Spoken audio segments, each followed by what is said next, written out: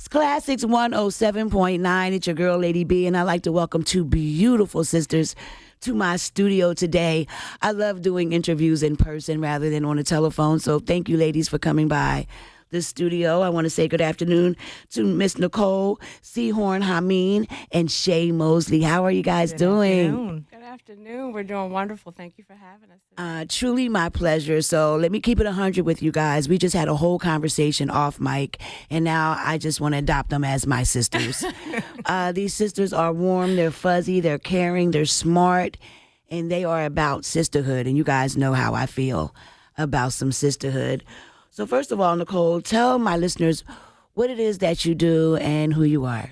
Yeah, so my name is Nicole Hameen. I work for the Fairmount Park Conservancy. I work for the Fairmount Park Conservancy as the education and engagement specialist. And there I work in community to support and collaborate with other community members and organizations, as well as lead the We Walk PHL program, which is a circuit of citywide walks where we have walk leaders to greet and guide individuals through neighborhood parks. And we also do pop-up walks, and we also do, what do we call it, Shay? We walk in what? So it's like we walk in kayak, we walk in bike, we walk and get healthy. Wonderful. And through the We Walk PHL program, we're able to not only get people out to their neighborhood parks and to green spaces and natural lands, but we get them to park hop. There's a park hopper contest going on right now with prizes of $50 and $100 for at least 6 winners. You can check us out at the We Walk PHL Facebook group, or myphillypark.org, programs and events. And so for me, coming into Fairmount Park Conservancy, I found out about the We Walk program as a girl trekker out here in Philadelphia, just trying to get a hold of my own life and my health and wellness. I was about 230 pounds. I'm about 5 kids in. I have 2 adults, 3 young ones that are now in their young teen ages. And I really had to get a grip on myself and where I wanted to go. And so going to college, taking applied behavior analysis led me to community engagement, which took me back outside, right? So for a while, I was quite an introvert, very tired of the world, kind of angry, Wow. And so coming out into green spaces, because there's just a lot going on, in the world. And so trying to reconcile with that and trying to be, whatever this textbook said that I was supposed to be as a wife and mother, just wasn't fitting whatever my idea and perspective was at that time. And so coming out into the natural lands and beautification in the parks in Overbrook Park led me to walks.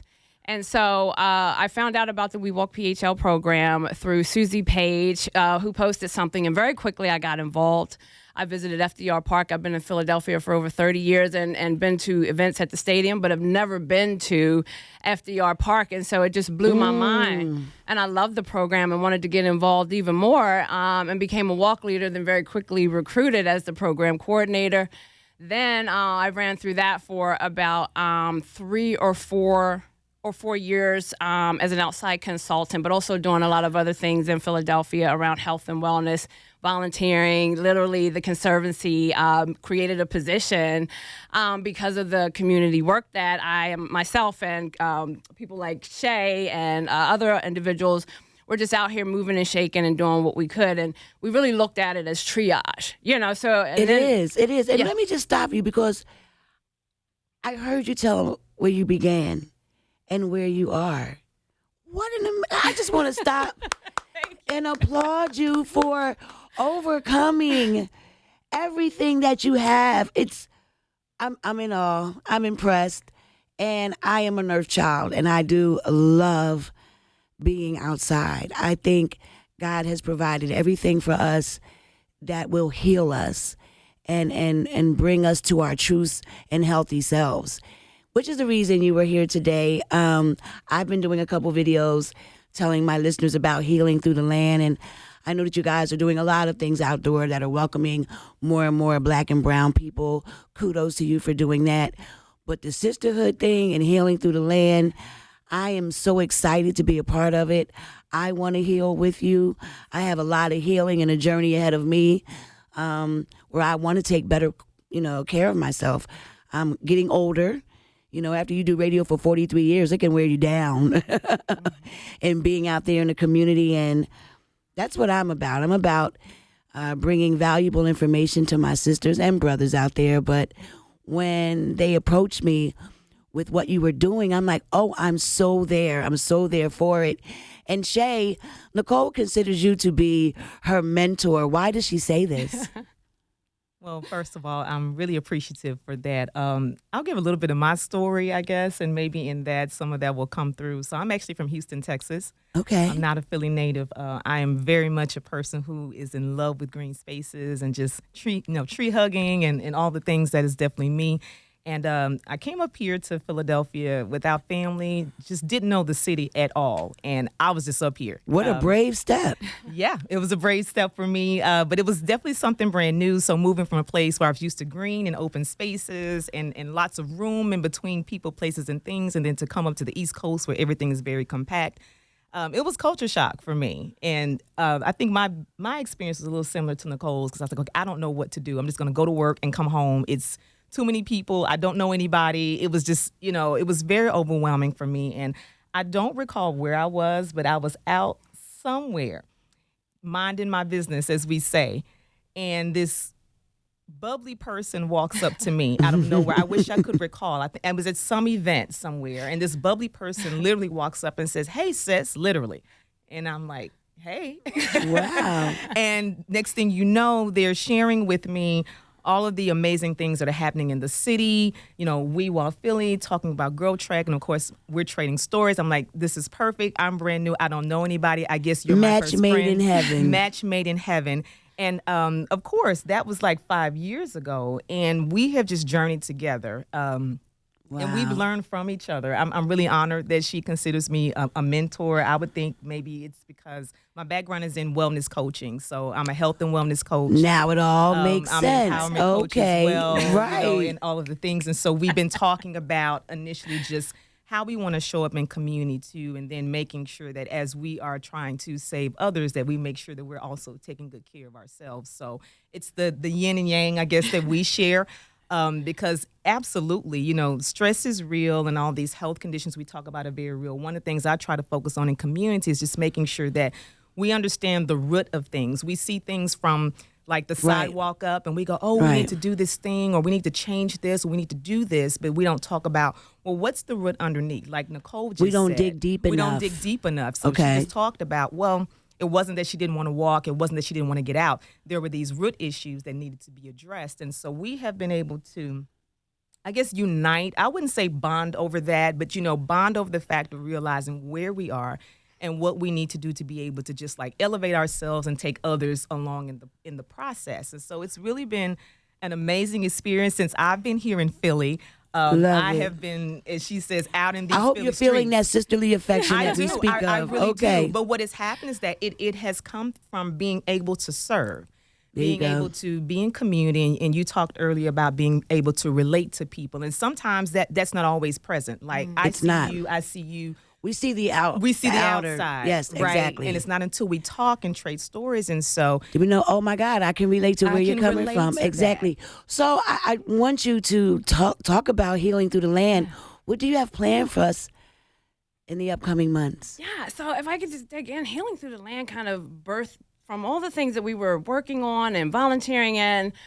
We had an opportunity where we were able to acquire some funds, and we needed to navigate these things. And how can we enter a community and supplement where these other programs are kind of dropping off, for lack of a better word. And so we were, tasked with, well, what are we doing? Who are we? And we're healing through the land.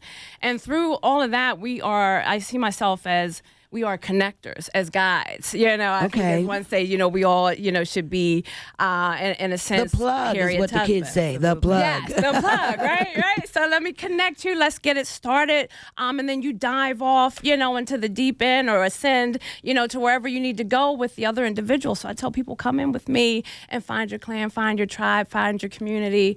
And so with that being said, we actually have a wonderful event, a Juneteenth event coming up.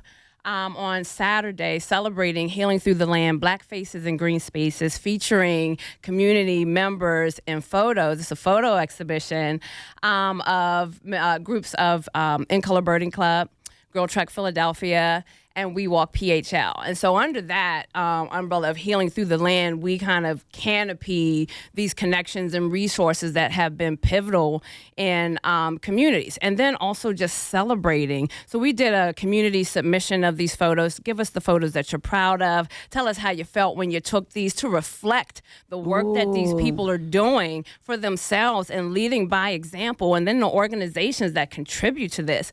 I mean, I think this is why I've been so passionate and stuck in so hard and so long as I have, even through the ebbs and flows of, volunteering and working in it for nonprofits and just moving through life itself.